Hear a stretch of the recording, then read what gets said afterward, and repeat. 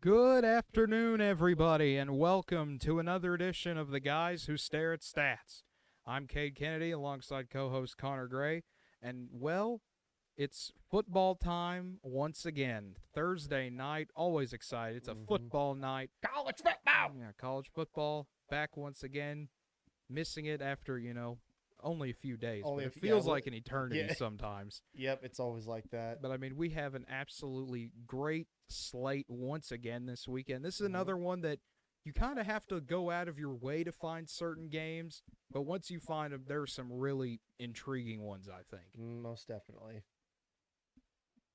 But I mean, kind of looking at the slate we have here, what game are you looking forward to the most this week? I mean, we've got Auburn going up to Penn State in a whiteout. Alabama goes to Florida. Bryce Young's first start on the road.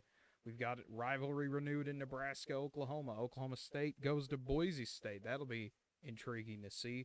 hmm Virginia Tech and West Virginia, another rivalry renewed there. hmm Purdue comes to Notre Dame. How will Notre Dame react to Who really knows? arguably their toughest test yet? Yeah, it seems like it.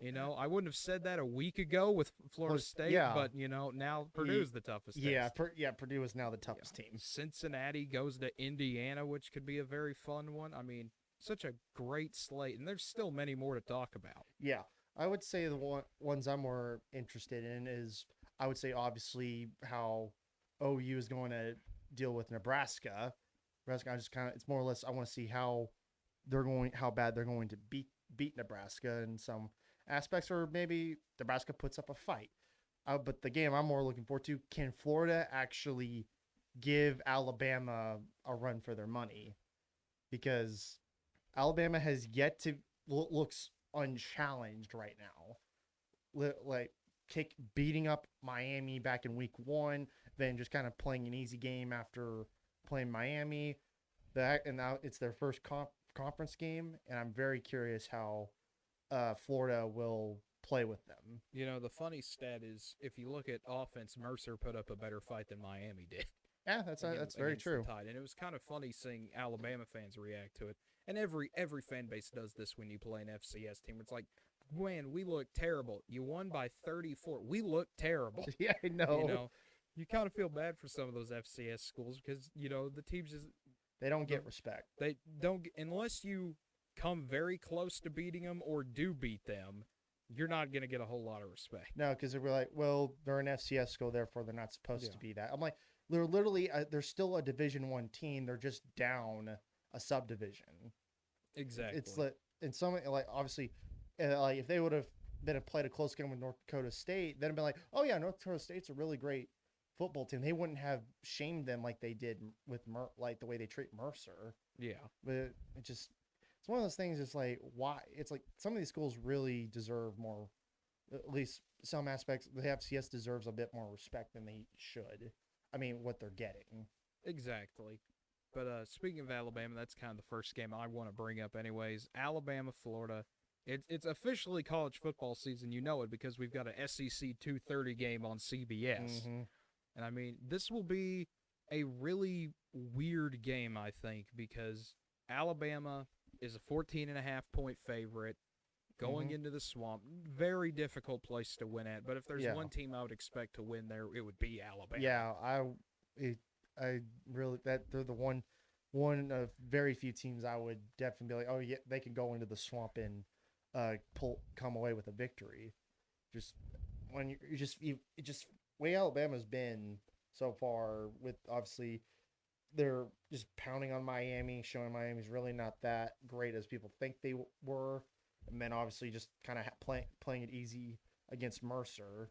They're like, how good are they really when they actually have to face a challenge? I would think Florida will probably give them a bit of a game, but it's really hard to measure in on how Florida will actually be Yeah, playing against Alabama due to the fact it doesn't really feel like Florida really played anyone. exactly. I think the main key to the game, I guess you could say, if you're Florida, is how well does Emory Jones play? I mean, he's already thrown 4 interceptions on the year, and I That's not mean, good. they kind of are trying to do. If you remember last year, they would put him in as a running quarterback Yeah. when Trask needed a breather or something like that. Now they kind of do the same thing a bit this year with Anthony Richardson, who is a very dynamic running quarterback. I mean, he looks fantastic, but at the same time, they don't want to use him too much yet. If I'm Florida, I would absolutely find a way to get him involved more often. If you want to, sometimes I remember some classic Spurrier thing he did against Florida State one year was he rotated quarterbacks every other play. Why not Yeah. give that a shot? It's Alabama. What other, not to say you can't outplay them because that most certainly can't happen, but, you know, throw them off, put them off their game. That first time you switch quarterbacks like that, they're going to be like, okay, Well, like, how do we adjust to it? yeah, they'll know how to adjust because they've seen it. But then once they keep doing it every other play, it's just kind of like, what is happening? Okay, now they're both throwing and running. Yeah, but who really? It's just one of those things. Is like, does Florida? It's really hard to key in on how Florida really is. But because they're finally playing an actual team, really good. Obviously, the best team in the country right now. Obviously, until Alabama drops a game, Yeah. it's really hard to say who's the best team. I mean, obviously, like the next team, and things Alabama doesn't play them on their schedule, Georgia. Exactly. So it's like, you just don't know. Yeah. I'm sorry, I'm not putting as much key information on this. It's just really hard to really judge because with Florida. Yeah, well, I mean, that's the other thing about these kind of earlier season games. Once you get about halfway through, You get an idea. you have a pretty solid idea of where every team is. But I mean, it's only week 3. We haven't seen Florida really play. I mean, we saw them play Florida Atlantic. That still You isn't don't much see of anything. a whole lot there. We saw them play South Florida, not a whole No. lot there. No. I mean, Alabama, we've seen play Miami, but you kind of knew what was going to happen in that game. Yeah. But I mean, can Bryce Young be stopped? That's going to be the other key to the game. Yeah. If you can find a way to shut him down, which I don't even know if there is a way to shut him down. It doesn't look like it. Yeah, the only way I can think of is just not give him the ball. But against just don't Alabama's let 'em- defense is it's like- very hard to do. Yeah. But there's when it comes with just predictions wise, it's like I just can't see Florida winning this game. Yeah, this is Miami. It's like not Miami. Florida just sorry, Alabama just looks too overpowering. I mean, when it feels like they just took it easy on Mercer rather than actually step on their throats. exactly. So it's just one of those things. Like and we saw what they did to Miami, who was supposed to a ranked team, kill them. So it's like unless Florida shows that hey, we can hang with you guys, I think Alabama beats them by a good margin. Oh, I definitely agree. We'll get back to predictions later here, but it'll be an interesting one for sure. It always is anytime you got a game in the swamp. I mean, we've seen crazier things happen there before. Yep. Usually that involves Florida playing Tennessee, however. But, I mean, that's a team I feel bad for sometimes. That Tennessee had that stretch, if you remember, where they just could not catch a break against Florida. Oh yeah. That was, I mean, it was just heartbreak after heartbreak after heartbreak. It felt like where it was like, this is going to be the year. No. This is going to be the year. No. That's kind of how it feels in the SEC, though, with Alabama. This is going to be the year someone beats them. That's not happening unless, you get a miracle or something really bad happens to Alabama. Don't worry, just get it off your Auburn. Well, I mean, then that requires Auburn to actually be 11-1, which I mean, knowing them can happen. Yeah. It's just will it? Usually not. No, usually no. But speaking of Auburn, actually, they're our next game we're talking about. Auburn coming up to Penn State in Happy Valley, whiteout game, the game day game, Saturday night football. It's going to be fun. It always is. Now, the thing I'm kind of interested about, and this has a little bit to do, not so much with the game itself, but as much what is swirling around this game. Mm-hmm. This is, I'm sure you saw that came out earlier in the week where James Franklin did not really deny rumors of being interested in the USC job. They asked him about it, and most coaches, they're not going to say much or anything, but everything I've seen points to like there's interest there, and then they asked the quarterback about it, and so it was just like, who knows? It's like I think it's just one right now. They're all focused on. Especially with their current positions right now. I just be focused on this finishing the season because I think it's way too early to really be going like, oh, this person's probably gonna get the job. I know it's to keep Oh, intrigue, yeah. but it's like they're worried. It's like some of these top tier coaches, like they're worried about their current programs right now. They're gonna wait until later to really make a decision. I agree, but I just find it interesting in how that can kind of impact a team where it's only week 3, and now not only are you having to, try to tune out other noise about like Mm-hmm. a game, now you've got to hear rumors every day anytime you turn Sports Center on or check social media about how your coach is going to leave you in a few weeks or at the end of the year or Possibly, who yeah. knows that. I mean, that's just one more extra thing to block out and Mm-hmm. have to deal with. Yeah. But I mean, this will be a very interesting QB battle, and Bo Nix and Sean Clifford, two guys that, when you think elite quarterbacks, they're most definitely not the first guys They're that not. come to They're mind. not the ones you think but of. they both do their job, and they both do their job well. Yeah. I mean, it'll be an absolute fantastic battle. I mean, 5.5 point favorite for Penn State. No one really knows how to feel about this because it is one of those years. Mm-hmm. It is it is odd year Auburn after all. And odd year Auburn, for those who don't know, if you look at Auburn's seasons and how they go, usually on odd years they are very good, and it is almost always kicked or ended by them somehow either beating Alabama or playing a very competitive game with them. Mm-hmm. Where in even years, so for instance last year and next year probably, they will not be as good and get absolutely destroyed by Alabama in Tuscaloosa. Uh-huh. I don't know why that happens every single year, it feels like, for the last decade. But Auburn is either really good or really average. It's like last time Auburn beat Alabama and Tuscaloosa was Cam Newton. That's what it feels like. Exactly. I mean, they had that one time in, I want to say 2016, where it was like 55-44 or something. It was one of the more ridiculous Iron Bowls that Yeah. was like, okay, this is not a Big 12 game. What are you two doing? It's like I thought you were all about defense. Yeah, well, not Defen- that year. Defense has gone out the window for the SEC for the most part. And that's kind of something I'm excited to see in this game. What does Auburn do to kind of take it to Penn State here? I mean, do you go a bit more up tempo? How do you try to beat a classic Big Ten style defense? Many thing is with them the way their play style, especially it seems like more like a up tempo offense in some aspects. It's like Auburn needs to can't let them get set, can't let that defense get set. Always keep them on their heel and keep them on their heels. Because when Penn State has on offense, you're not going to be worrying about them shoving it down, like going really quickly. They're going to take their time getting up the field. Exactly. So it's like with Auburn, you need to basically basically outrun the defense on the field.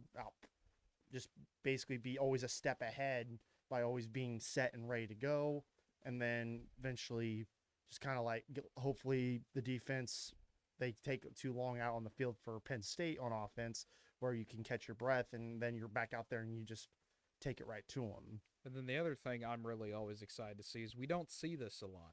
We really do not see SEC teams make trips up north that often. No, they don't. It's very rare when these things happen, so it's always kind of something to sit down and appreciate.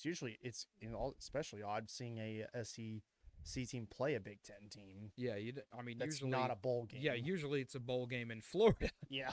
But this time it's Happy Valley in a whiteout with 110,000 people there. And I think that'll be a factor just kind of for Auburn. Yeah. They're used to big crowds, but they're not used to this type of crowd. No. There's a kind of special energy that always seems to be with these whiteout games, and while Penn State doesn't always win them, they're always very competitive in them. Very. It's usually a game to be remembered. Exactly. It's always a fun time for a whiteout in Happy Valley. But the next game does not involve white, and it does not involve out, but it does involve a rivalry being renewed. Nebraska heads to Norman on the 50th year anniversary of the game of the century. OU's been selling all sorts of merchandise. They have what is commonly known as the Disco OU logo because of the old big block lettering and the OU being slanted. I don't know why it got that name, but it's, Don't worry about a fitting logo for it, I guess. I've seen they're going to have shops set up everywhere with it is kind of always odd to me that we honor a game we lost in a way. Now, it was a very important game for college football and is a very monumental moment in the sport. But at the same time, it's like, why? I can understand Nebraska honoring it or something, but like, why are we honoring a game where we got beat? I think once again, it was important. It was the first time in that rivalry where both teams were at 1-2. It was obviously titled Game of the Century. Yeah. Century, obviously, you know way more about the history with regards to this more than I do. I think they're selling it on that. Hey, this is the 50th anniversary, which means we're going to get revenge. That's probably why they're even celebrating. Yeah, I think tomorrow night they're doing like a little reunion for players of the 50th game of the century and everything, which is always nice to see stuff like that. But yeah, I don't think it'll be a 35-31 Nebraska win. I don't think that one's going to happen again. Johnny Rodgers isn't coming out to save them this time like he did in 1971, but yeah, it will be – I think, most people are kind of thinking this is going to be a blowout and that this is going to be one – I've seen people like, OU's going to win 56-14. That is not going to happen. I'm going to say that right now. I think Nebraska will come out ready for this game. I think Scott Frost will kind of treat this as a very important game. I mean, he's, in a way, coaching for his job if you think about it because you have to remember the only two teams they've beaten this year are Fordham and Buffalo. Well, if he gets this Scott Frost in Nebraska and just kind of more kind of letting it slide out a little bit more, but it's like if he wins this game, he basically does save his job. Oh, absolutely. And like, there's no way he's getting fired. He's going to get fired at least this year, for the rest of this year, unless things just really go badly. Exactly. And the other thing I think that needs to be noted that people forget about is, yes, Nebraska has been losing a lot, especially recently, as we all know. But if you look at the Scott Frost era, a lot of one-possession games that they just don't close out at the end, or they just kind of run out of time in making a comeback or something. This is not Nebraska gets beat 56-10 every week. And I think that's a thing a lot of people forget. And they want to look at OU and say, look at this great offense. Look at all this. I will say a lot of us just look at those games that get blown out. Where it's like, oh, yeah, they're terrible. Yeah, I mean, a lot of people are like, okay, they got beat 56-10 by Ohio State. Okay, don't have to worry about them. But, I mean, it's always an interesting game with Nebraska. I know most people you wouldn't expect to hear that from, but they always play competitively. I think they will play competitively in this game. I don't know if that's just me being more pessimistic as an OU fan or probably a bit of pessimism and also optimistic that it's going to be a good game. Yeah, I mean, if you're looking at it as a college football personally fan. would like to beat Nebraska 100-0 because they try to back out of this game, but that's another story for another day. But I mean, OU is a 22-point favorite. If you want to try to make some money, the money line is 1,000 for Nebraska. So I mean, just put your little $100 bet there and have fun. So over under 62. So Vegas is kind of expecting a 42-20 type game. I mean, if I probably got paid this last week, I probably would have just been like, you know what, I'm gonna put my 100 down. Yeah, just put some money down on Nebraska and see what happens. Because who knows? You never know. Yeah, never know. The last time OU was a 20-point favorite for anything, I think, was the K-State game last year. So that's a little word to. Well, actually, I take that back. They were pretty heavily favored against Tulane and Western Carolina. I saw a line on, and then it went away, and then it came back. But I mean, that I don't really count those games. That's an FCS school. You can never predict a score like. You can never predict 50-point favorite. How's that gonna work? I think it was almost 20 points for the Tulane game. Yeah, something like that. It might have been, but but it was a heavy favorite still. Exactly. I believe OU said Crimson out for the game. That's most games in Norman anyway. Even then, you're still not going to get everyone to do that. No, that never happens. Every year it feels like they try to do this. And Stripe the stadiums usually work very well. Then you have two older people who are like, we wear crimson, not white. It was like their white is literally one of our colors. Please stop. Yeah. But, I mean, you get some people who do that. I keep seeing where I'm trying to remember correctly. Actually, I'm trying to think. I saw now speaking of OU, this is kind of funny to think about. This is some discourse I've been seeing over the past few days. Is there was an image floating around of like someone was like, hey, you know how OU kind of has like those darker gray uniforms for basketball? What if we did that for football? Now, this was no one affiliated with the university in any way whatsoever. And this happened like a few weeks ago, but I'm just kind of bringing it up now because I really want to talk about it just because I find it funny. But it got to some of the players, and they were just like, oh, heck yes, we should do this. We should have a black uniform set. And then the entire, every OU fan over the age of 40 was like, no, absolutely not. Do not do this. This is a disgrace if we wear these. I mean, that is a very old versus new part of our fan base. That might be my favorite battle of OU fans, is the younger people who are like, yeah, we should have a black uniform. It looked cool. And the older people are like, this is literally against everything we stand for. It's the University of Oklahoma. No, it's like you're not in charge of that team, and if the kids, it's like it's up to obviously the athletic department, the coaches, and those players deciding, hey, should we do this? Should we not? Not. I know it's like certain fans are gonna be like, no, and other fans are like, yeah. It's like, who? Why do you? It's like unless the uniforms actually look terrible in design, it's like why even really care? I know. It's just kind of something funny to bring up because I think if we were to do alternate uniforms, not even saying OU would, and that black uniform, no one from OU's officially ever said anything on it. That was just a concept art some guy made. Yeah. But I mean, I think it would be kind of cool if they both wore throwbacks for this game. You know, hey, break out your old 70s style uniforms. Yeah. For OU would just be slightly different. It'd just be a little different. It'd be a little different. It wouldn't make people mad because, I mean, they literally wore those uniforms 50 years ago. Really don't know what much to say on that also. Exactly. That was just kind of spur of the moment thinking. But another game that will be interesting that will require a little bit more thinking than that. Purdue goes up to South Bend to take on the Irish. Notre Dame has not looked very good. No. They really haven't. Florida State losing to Jacksonville State kind of made this look even worse for if you're Notre Dame. By kind of, I mean a lot. It did. It really did. Yeah, Notre Dame dropped from 8 to 12. They're a 7-point favorite at home. I really don't know why it's that much. I kind of think this is one of those upset alert type games you got to look at. It's going to be one of those games that are going to be like you're going to keep your eye on. I think it'll be a classic Notre Dame game where they start slow, Purdue jumps on them, everyone thinks, oh my goodness, here we go, Notre Dame's finally going to lose. And then Purdue gets a silly penalty or something. Usually and happens. It lights Notre Dame up, and then they come all the way back.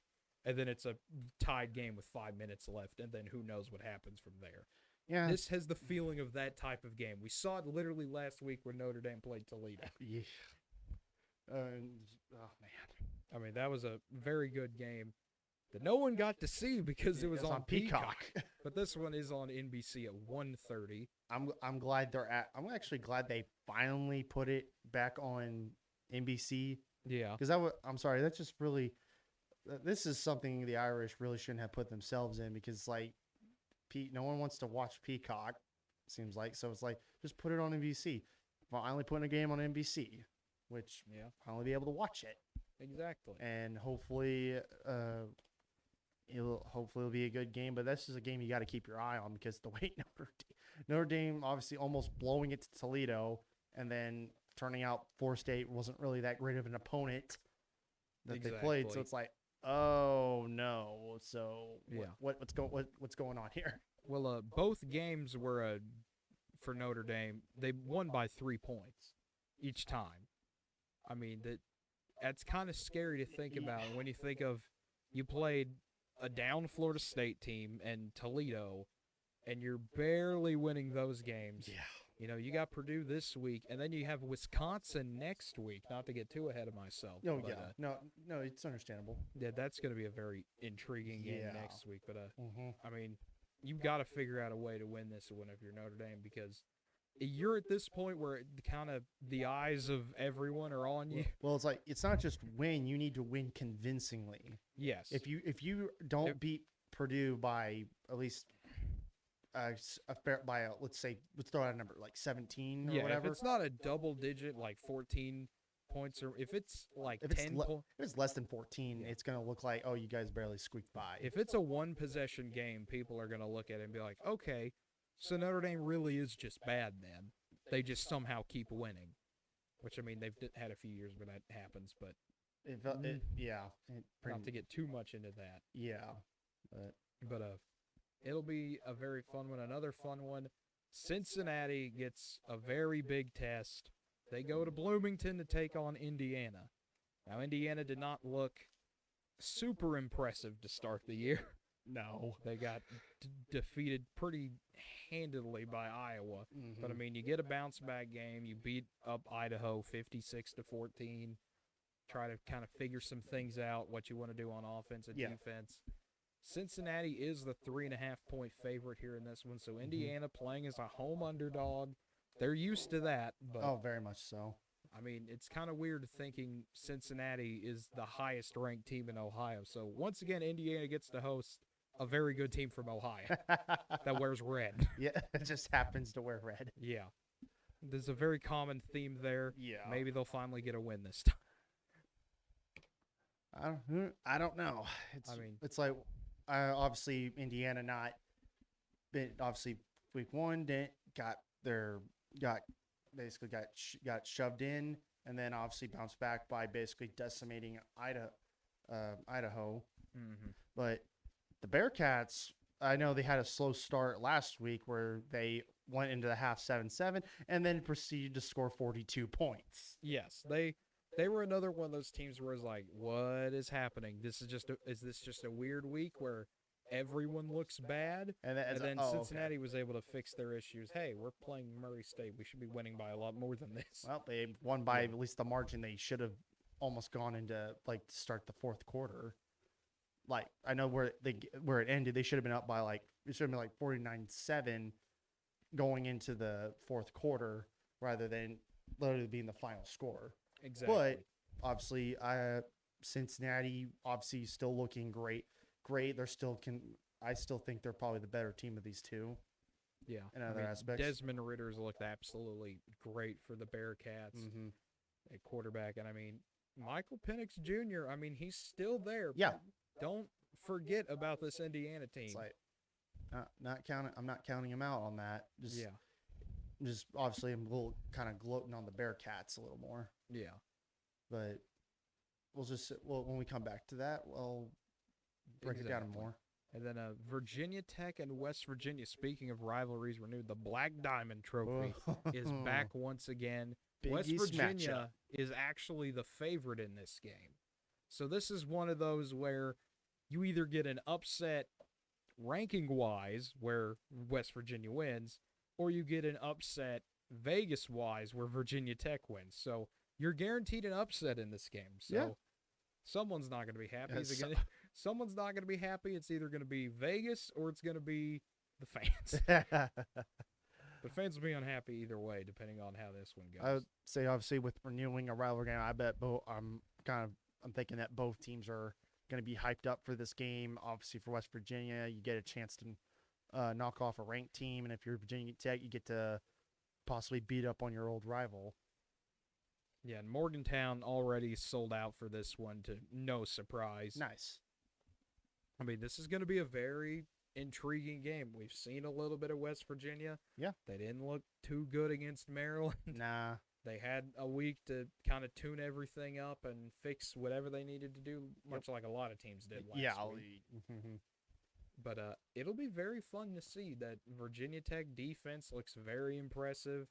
How will they do against West Virginia? West Virginia's got a pretty good defense themselves. Oh, yeah. They obviously I know I'm just like with that game with Maryland, for me, it was more like feels like they were working some kinks out. Yeah. But also they just didn't play well in every aspect of the game. No, not almost every other aspect. They played well. Like, they showed glimpses that, yeah, we can play. And then it's like, oh, we forgot how to play. But I think they're obviously they're going to be bounce back and be a much better team for this matchup. I think they'll be coming in ready to play. Exactly. I think this is going to be another one of those kind of upset alert games to keep your eye on. It's an 11 a.m. game on FS1. You never know how 11 a.m. games are. They can be, some teams do not do well at 11 a.m. and are kind of slow starters, and some teams are ready to go right out of the gate. Yep. So that'll be a fun one. Another 11 a.m. game that'll be intriguing is a Michigan State heads to Miami. And I mean, this Miami team has not looked very good at all. I mean, we expected them to lose to Alabama, that one to no surprise. But then App State gave them a scare, a really big scare. It's like App State. I know they're a Group of 5 Sun Belt team, but it's like App State's still a lot better. Is still a good team. Yeah, well, the Sun Belt's kind of an underrated conference, really, if you think about it. I mean, there are a bunch of good teams in that conference. So they're just obviously because they're not a Power 5 power conference, people are not going to look at them in the same aspect. But obviously, App State going in there, I wouldn't be like, this one's definitely upset alert. Oh yeah, like this is one of the games you gotta immediately keep your eye on, because it's like, how is Miami going to handle Michigan State, or does Michigan State go in there and give them the business, or does Miami prevail? Well, I or mean, prove that they're a top 25 team. Well, I mean, Michigan State has been kind of just doing what they always do, quietly just winning ball games. Yeah. I mean, they beat Northwestern 38-21. They beat Youngstown State 42-14. Granted, those aren't the biggest wins in the world, but they're doing their job. I mean, it's like, it kind of feels like, typical Michigan State, where it's okay, here they are, waiting for their big win to leap back onto the national stage. Yeah. If you're Miami, one little tidbit I kind of want to add is Miami is one of those teams that, to me, they get hyped up for certain games a lot more than others. Oh, yeah. I mean, you see that with most teams, but Miami's kind of a special exception in that they can really fluctuate depending on the atmosphere for a game, depending on the time for a game even. So an 11 a.m. game at home, after kind of getting destroyed and then having a tight one, I wouldn't be surprised to see Miami either a bit wound up and kind of shaky to start this one, or a bit sleepy, and you don't want to be either of those. No, you don't want to be either of those. All I know is it's going to be interesting to see how Miami responds. Exactly. And who's the favorite for this game? Miami is the 6-point favorite for this one. Yeah, I mean, it's one of those, it's going to be kind of, Vegas does not have a lot of confidence in Miami, but I mean, most people at this point don't. No, I wouldn't, unless they turn it up a notch. I wouldn't have as much confidence in them. One game I do have a lot of confidence on that I think will be a very fun game that a lot of people should pay attention to. Not saying watch it, but at least keep your eye on this one. Tulane takes on Ole Miss, and there's a reason why you might want to keep an eye on this one. Both teams average over 48 points a game. Now, granted, it's only week 3, but Tulane's offense is I'm high on Tulane. I mean, I kind of feel like I have to be. They nearly beat Oklahoma, so I kind of have to root for them at this point. But I mean, I've always kind of enjoyed their program. They have, in my opinion, one of the best logos in sports with the Angry Wave. And Ole Miss, if they wear their baby blues like they have been wearing, this could be one of the more pretty uniform games in sports. Yeah, I very much, I like pretty much, for me, I'm a sucker for anything baby blue. Yeah. And I really like those green uniforms that Tulane wore. Yeah.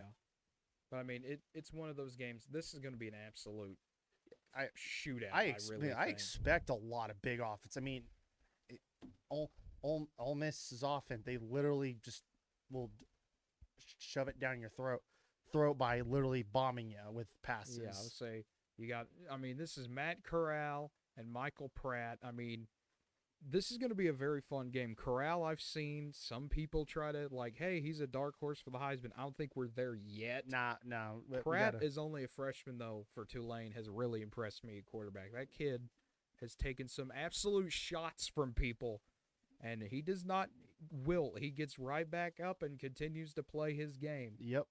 And I mean, that's something you really have to do, especially at a Group of 5 school like Tulane. You have to find any way to win you can, and they they will. I'm Mm, not saying they'll win this game, but they Yeah, will find some but that games this year. this should be one of the more like obviously the probably one of the best games of the week if both teams show up to play. Yeah. And Ole Miss is a 14-point favorite.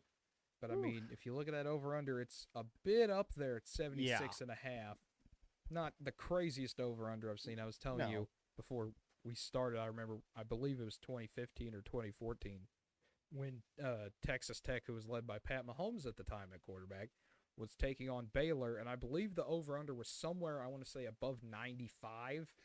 And it was one of the highest over-unders in history. And they still hit the over. Yeah, that was just Literally no defense. That was just where we were 6 years ago. Yeah. But I mean, I'm not saying they're going to get to 100 and something combined points in this game. I could see it happening. It wouldn't shock me if that happened. No. But I think this will be a very fun game that most people are going to not think about Yeah. unless it gets very interesting in the fourth quarter. But I think this is one to kind of keep an eye on. Yeah. Another one to kind of keep an eye on, just as Oklahomans, Tulsa going to Ohio State. Now, Ohio State coming off a loss most people didn't expect.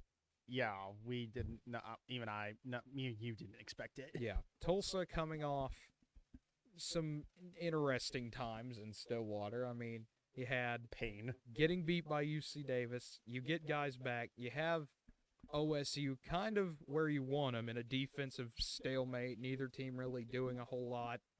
And then one special teams play, one kickoff return later, and then everything started falling apart for Tulsa. Well, to be fair, Oklahoma State got saved by with the guy's leg out of bounds. Exactly. That although if that's not called out of bounds, I don't think OSU wins that game. Probably not, to be completely honest. That was one of So- those, like, Oklahoma State got just the break they needed. I will say with this game, Tulsa once again still having mainly full strength back. Exactly. So it's like I'm not saying that they're gonna like actually go in and just pound Ohio State, but it's like I mean, I would love that. that. I mean, we both would like that a lot, It'd be but very, very uh, fun. but it's like obviously I expect Tulsa to kind of hang around there for a bit. I mean, if they give Ohio State's offense some trouble at the very beginning, I wouldn't be surprised if Tulsa gets a lead, and then obviously Ohio State kind of goes back and forth, kind of does their thing. But I don't really know what to say much about this one besides I would if I would end up making the obvious prediction, but I can save that for a bit later. Yeah. No, I mean, Ohio State is a 24.5-point favorite. I know obviously because OSU hasn't been the best. I know they lost to UC Davis. People are not really looking at who did they have actually on the team with when they played UC Davis. I didn't and then know look OSU at- played UC Davis. I think okay. I thought I said Tulsa. No, I'm just messing with you. okay. We'll find I mean, out. I probably did say OSU by Yeah, I know. accident. At least I heard it, but maybe my ears are fooling me. Nah, Who I knows? probably said the wrong team. But I really think this is going to be one of those games that, I mean, 2:30 kickoff. I mean, it should be a win for Ohio State. But one thing that's kind of note to me, at least, is how is that defense for Ohio State? I think this is going to be another one of those games where you find out a little bit more about them. Yep. In a game that you wouldn't really expect to find out a lot. I mean, if they can keep Tulsa to around 20 or, I mean, that's about where Tulsa's been at all year so far. Yeah. It's about 20, 21. If you can keep them about there, you'll be fine. But if they want to make this a shootout and they just keep going, there's definitely problems in Columbus. Yeah. I mean, I think I've said this last week. I think it feels like with Ryan Day as head coach, their defense seems like has regressed for the last couple years. Yeah. So that's not good.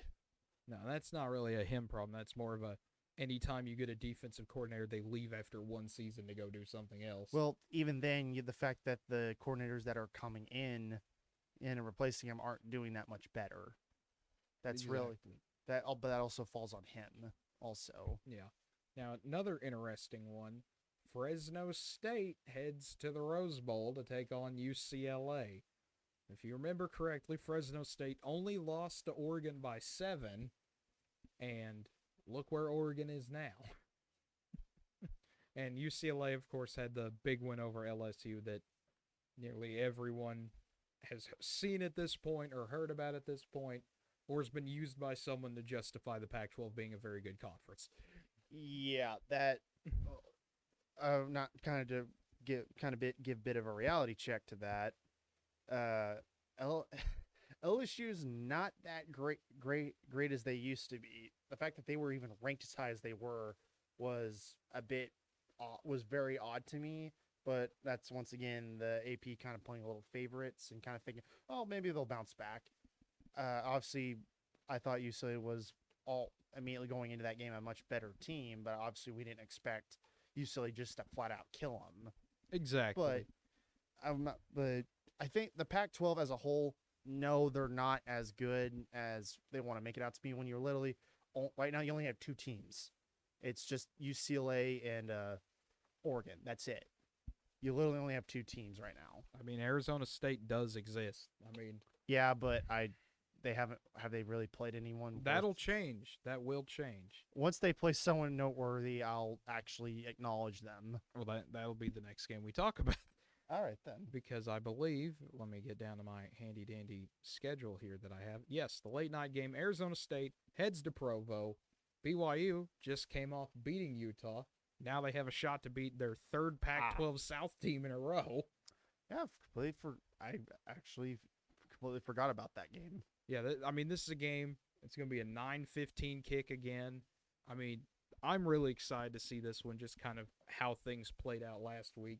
Can BYU get another big upset win at home? I mean, I like another ranked team, but yet they're considered the underdog. Yeah, well, they're a 3.5-point favorite.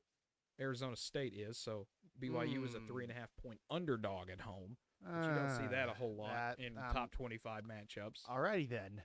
Yeah, I mean, I'm like Vegas can be Vegas, but still, it's like I'm not so sure about that. I mean, you're playing at Arizona State's going to BYU. You figured they would be the favorite, but obviously, I haven't really seen much from Arizona State. So, well, I mean, that's the thing is a lot of people haven't. This is the first time we're really going to see how will Arizona State react.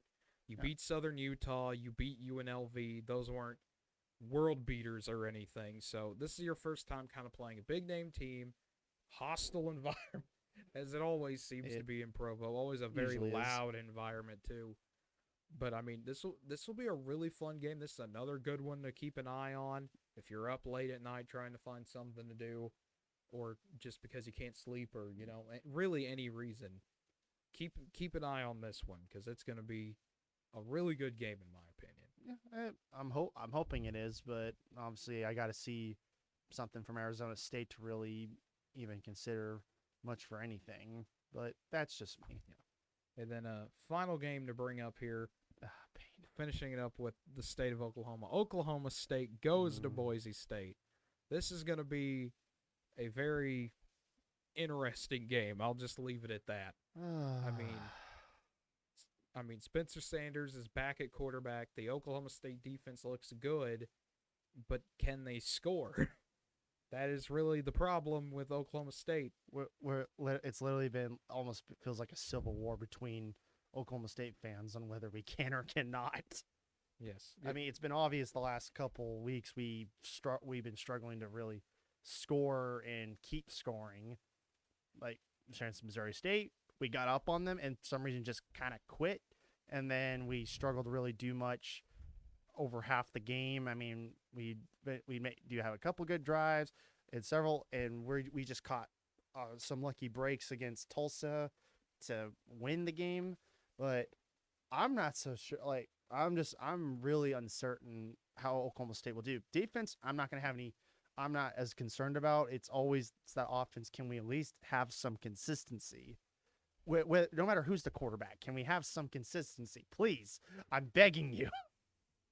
And I can see a lot of people are obviously on the thing. I wouldn't be surprised. Boise State is a 4-point favorite. Yeah, I'm not surprised by that at all. I'm not surprised either. Boise State's coming off just destroying UTEP 54-13. Granted, it's UTEP; they're not the best, but I mean, anytime you can put 54 on a team is always a very good day for your offense. Obviously, it's just going to be one of those it's just one of those things where it's just like we got to see what will happen. Uh, Obviously, many question marks with the offense for Oklahoma State, Boise State. As of all of what they've played so far, I don't see any issues at all. But they'll play a five team, so we'll see Yeah. how that turns out. Obviously, Boise State, one of the better group of Yeah. fives. If you were They've Boise always State, been. you were hoping this would be a future Big 12 preview, but Yeah, no. yeah, that didn't end up happening. But I was actually kind of I would say like of all the teams that the Big 12 grabbed, not surprised that they grabbed. I was just like we kind of left Boise State out, yeah, despite because I know because of their brand recognition and all that, just being because they're Boise State. yeah. But who knows? They might get the next expansion. Who knows? Well, since we're on the topic of Oklahoma State here, kind of some questions I want to ask you because this is stuff I've been seeing, just kind of to gauge where your opinion is on it. I mean, some you talked about who should be the starting quarterback. I've heard people say it should be Sanders, it should be Illingworth. It goes back and forth literally depending on the drive it feels like at times. I mean, I don't know how to feel about that. They each have their pros and cons in a lot of aspects. My issue great thing about Illingworth, he can throw the ball downfield and he can hit guys. Though I will say when against Missouri State in that second half, he looked very off at times. But that's just one of those things where I think that just came down to play calling. But you get any pressure on Illingworth, he cannot avoid getting hit. It seems like he always takes a sack every time he gets the pocket. It remotely collapses. That's what it just looks like to me. He can't really run with the football. If he at least had some, at least he could be able to at least run it in some aspects. Then I would say yes, but I can't.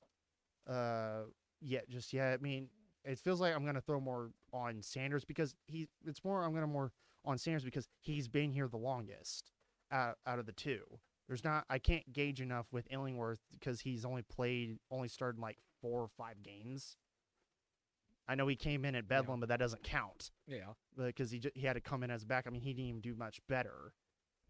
exactly. But Sanders, I know he's at times struggled to stay healthy. Obviously, and then it's just like I know he dealt with COVID week 1, but came back. I'd say he needs to he really needs to really fix on that turnover ratio.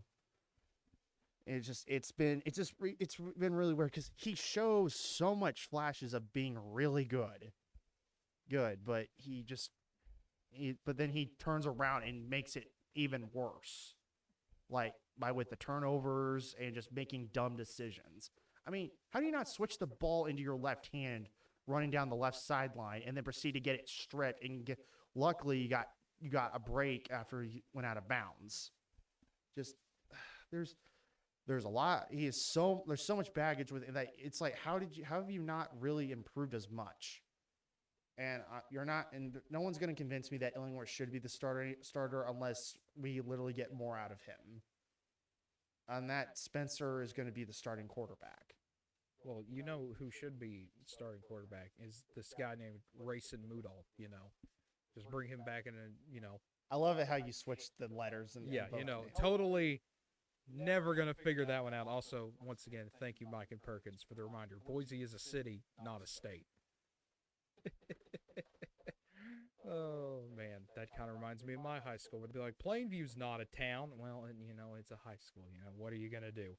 Well, it's all and Just also a little humor to break it. well, up, I and guess. also because the offensive line can't really. I know they did a little better this last time in some aspects, but until they can really start blocking, I wouldn't even think about putting Illingworth in unless they can literally protect. And if they can protect Sanders just fine without any problems of collapsing, then we can start talking about Illingworth should be the starting quarterback. But if you can't protect Sanders, what makes you think you're going to protect Illingworth? Exactly. So it's just one of those things where there's just so many things that drags Oklahoma State down. If that wasn't the problem, they'd be one of the better teams in the Big 12. But I think they'll be lucky if they win this game. Yeah. Well, kind of my, I guess, take on this game is it's going to be very interesting. Obviously, with Oklahoma State, we know the defense is there. We've seen what the defense can do. It's just how long until Boise starts figuring out Oklahoma State's offense. I think it's a matter of time until that part happens. If I'm Oklahoma State, I kind of want to see Sanders run the ball a bit more. Every time he did, we saw him scramble a few times. He was able to make something out of nothing, which I mean, something I think Oklahoma State should do a little bit more of, especially with the offensive line not being the best in the world. It just comes down to the calls that are brought onto the field. Exactly, but it'll be kind of interesting, I think, to see how the offense looks for the Cowboys in this upcoming one. But kind of running back through here, now it's prediction time as we've got about 18 minutes left in our show today till I got to skedaddle. Got some important business to do. Important business. Yeah, I got to go take pictures. But Alabama, Florida, I mean, like we mentioned earlier, Alabama 14.5-point favorite. I personally think the Crimson Tide take this one pretty easily, I think. Yeah, unless Florida puts up a really good fight, like shows like, hey, we can swing with you. I just don't see how Florida can really possibly pull up an upset. Yeah, I think plus Alabama's just too overpowering. That offense. Bryce so Young good. will have another fantastic day. Mm-hmm. He will kind of continue to be one of the front runners for the Heisman. Yeah, that'll get brought up, I'm sure, at some point during the game. Look at how great he looks, which he does. Mm-hmm. Absolutely does. I don't disagree with that. It's September. Let's cool it a bit. Yeah. Let's kind of wait until after this month to actually start. Yeah, we can start talking about that in October. But Auburn and Penn State, I think another really fun one. I've got Penn State in this one. I think the whiteout is just a little too much for Auburn. I wouldn't be surprised if Auburn keeps this one tight. If this is a close game, comes down to the wire. I wouldn't be surprised if Auburn somehow gets out of this one with a victory. But I think Penn State's going to be too overwhelming, and obviously they might get Auburn on some blown coverages, or they'll just shove it down their throat using with the running back. Like I'd say it could still be a close one, but I think Penn State wins. Then Nebraska, Oklahoma. I mean, I think this will be a bit closer than people think. I've seen people like Oklahoma by 40 is like I don't think that one's happening. I'd love to see it. Absolutely would love to see it. I'd love to see us just run the score up on them as, hey, you didn't want to play us? Okay. We'll make sure you never want to play us ever again then. But I've got Oklahoma winning this one. I think it'll be a bit closer than people think, though. I'd say Oklahoma by 24. Then I'm not going to be outrageous saying you're going to beat them by like 40 or 50. Oklahoma by 1,000,000, no. But I'm going to be a bit more realistic. I think OU just jumps at them on the early, and Nebraska just can't do anything about it. Then Purdue and Notre Dame, I think this will be an interesting one, as most Notre Dame games seem to be. I think Notre Dame gets the win here, but I think it'll be kind of like Toledo and kind of like Florida State. I'm going to say Notre Dame by 6. Man, really hard to gauge on Notre Dame when you realize that obviously Florida State turned out to not be as overall great as people thought they were, and then almost blowing it to Toledo. Literally, I think they got lucky. I think they got caught too many breaks with the penalties. It felt like the refs were literally doing everything they could to make sure Notre Dame did not lose that game. That's what it felt like to me. Whether those were the right calls or not, you can debate that. But you know what? This is gonna be the one we'll disagree on. I'm just gonna say Purdue pulls an upset. Okay. It's Notre Dame just unless they win convincingly. I'm gonna say upset. Then Cincinnati and Indiana. I think this will be a good one. I think we'll see Indiana a lot more energized in this one than they were. They're not running into the brick wall that is the Iowa defense this week. But they're still running into a very talented team in Cincinnati. Yep. I got the Bearcats winning this one close in Bloomington. I would say, obviously, one of those games. I wouldn't be surprised if this becomes a shootout. If it becomes a shootout, or maybe they go to a standstill in some aspects of the game. But yeah, I'd agree. Cincinnati wins it in a close one. Now, Virginia Tech and West Virginia, very this will be a very fun game. I mean, anytime you get a rivalry renewed, especially one that was kind of heated between these two schools, most people Yeah. don't remember No. the rivalry that Virginia Tech and West Virginia had. I think the Hokies will come in, they'll do their job, Yeah. but at the end of the day, it won't matter. West Virginia in an upset. Oh, let's go. Let's go. Go. That Morgantown will be rocking. Morgantown will be alive for this one. They'll be rocking, be alive. I think they'll make it very difficult for Virginia Tech to work with. But I think West Virginia comes in prepared and wins. Yeah, I'm just not sold on Virginia Tech yet. I think they beat a good North Carolina team, but They beat a North Carolina team that just did not show up to play. And it took almost all of their ability to get that win. Mhm. I mean they looked decent against Middle Tennessee State. Yeah. I wasn't expecting like a blowout or anything from Yeah. that game, but it was very interesting to see kind of the 2 weeks between these teams. I think West Virginia, like I said, gets the upset. Yeah. I'm going to go another upset alert here. I'm going to say Michigan State beats Miami. I mean, I really think it upset in finger quotes on this Yeah. one because I think Michigan State looked like the better team. You could even take the Alabama game out and be like, well, that doesn't count. Okay, I still think Michigan State's the better Yeah, team. I would agree. Also, I think Michigan State is just soundly as a collective unit a much better disciplined team. Yeah. Miami just did not really just like at some point during the Alabama game they were just like, can we just end this already? And then when they basically just kind of they just didn't show up to really play App State. Even then, it was like you can't lose to those. So you can't lose to. You can't almost lose to a group of 5. Also, yes, like that. I can confirm from earlier, Mercer did indeed score more points on Alabama than Miami did. Oh, let's go by 1 point. But yeah, I'm gonna pick Michigan State. And they're gonna. I would think they're gonna, for the most part, just not manhandle, but kind of just like not kind of keep them at arm's length. Yeah. Just like I think they win by 10. Okay. Now, Tulane and Ole Miss, as much as I talked up Tulane and really want them to do well, I think Ole Miss will win this game. Unfortunately for me as an OU fan, I want Tulane to win so we can be like, hey, look at this. We got a quality win. Look at this thing. But I think Ole Miss will get this done. I think this will be kind of a first to 40 wins this one. I think this will be a bit more of a shootout because most people, I think, are still in the mindset of, oh, that Tulane game was a fluke for Oklahoma. It was one of those kind of weird things. OU's defense wasn't as good as we thought it was. Tulane just kind of like, oh, Yeah, they got to play a bad OU defense. I've seen that kind of be thrown out, but Tulane's no joke. Tulane's a much better team. I know because of the conference they're in, and obviously Group of 5 status, they're not going to be taken as seriously. Which a lot of these Group of 5 conferences need to be taken at least a little more seriously because it's like they have good teams. They just don't get a chance to play good opponents sometimes. And the times when they're really good, they just how their schedule turned out is like they're not going to play a big time opponent. But obviously, I agree. Ole Miss wins this game in a shootout. I'd say, obviously, I think it's within a single digit margin, but I'm not whether you can do that however you want. But I think this game, I think first team to 50 truly gets this victory. Because that Tulane offense is a lot better than what people think. Okay. Moving on to Tulsa, Ohio State.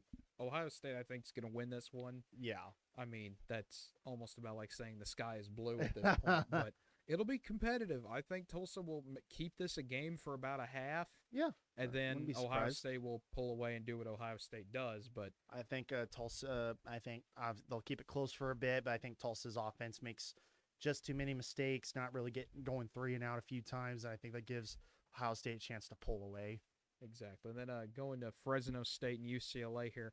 I'm really tempted to pick Fresno on this one just because I believe that they are a very solid team. Yeah. They nearly beat Oregon when they had one of their better defensive players in Kevin Thibodeau. Exactly. But something about this UCLA team, man.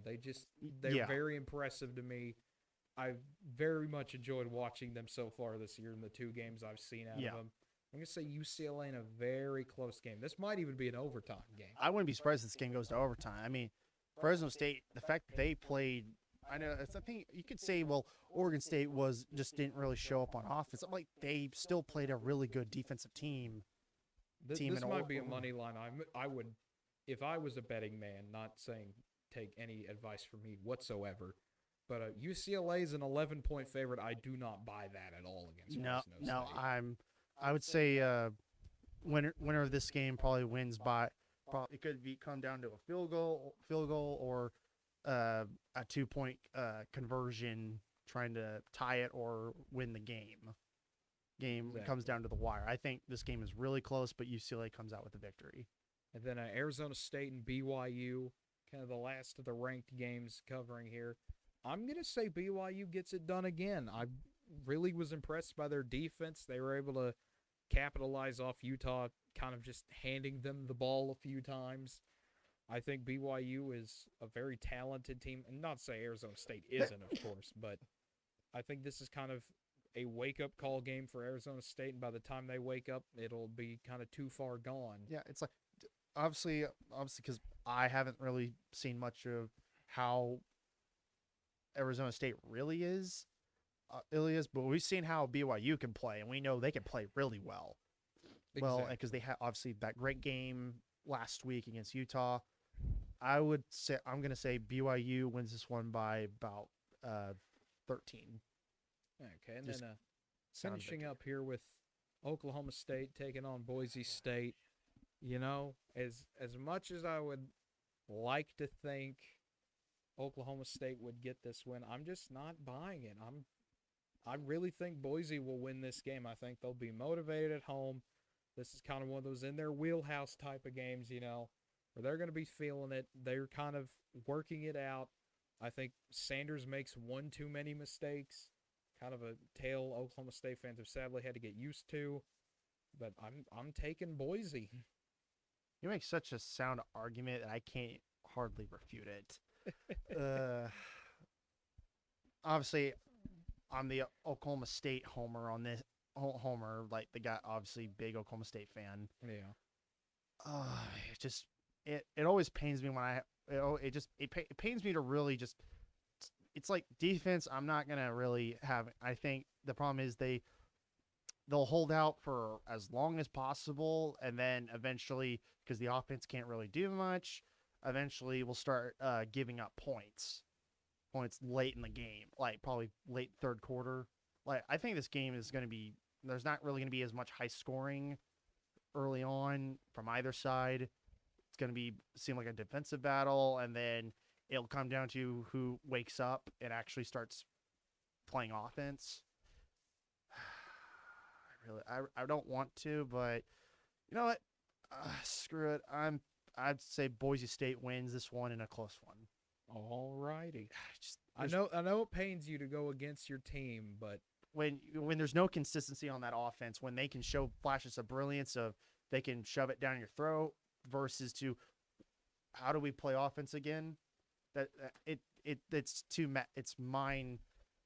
It hurts my head really just describing this team. Defense, I can praise to the heavens all day unless they just start giving up 50 points for out of nowhere. But who knows? Once again, Boise State, I think, takes this one in a close one. all righty. Well, that will be a wrap for this evening. I would once again like to thank everybody who listens to this. Always thank you for listening. We always appreciate it. And on that note, have a great night, everybody.